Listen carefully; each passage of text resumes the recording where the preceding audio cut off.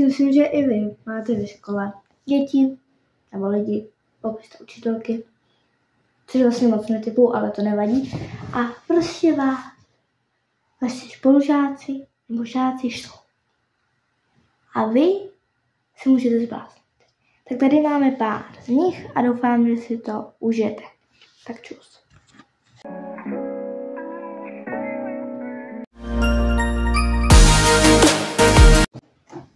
A už konečně skončila hodina.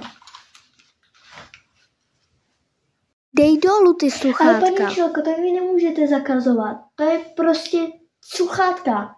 Jsou prostě sluchátka. No jo, Evo, tak to prostě sundej.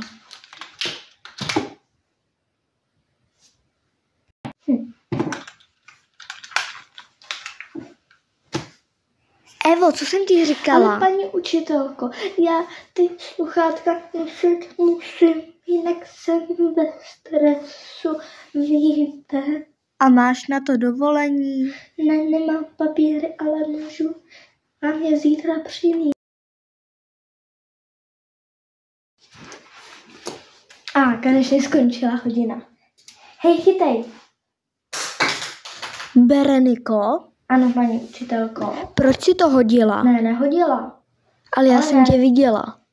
A dávám ti poznámku. Ale to nemůžete mi dát poznámku, jsem to nehodila. Konečně konec hodiny. Dám si něco k jídlu.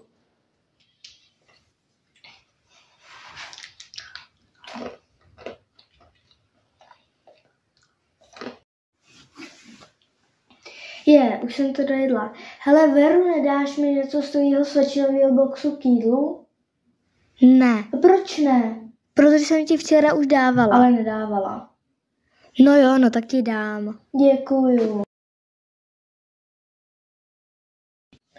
Konečně přestávka, ale ještě tady musím něco dodělat.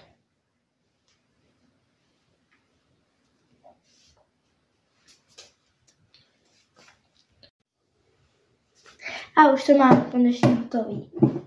Tak děti, začíná další hodina. To už zvoní? Já jsem neměla ani chvíli přestávku. Paní učitelko, já jsem ještě neměla přestávku. Můžete prosím mi nechat ještě 5 minut? Ne.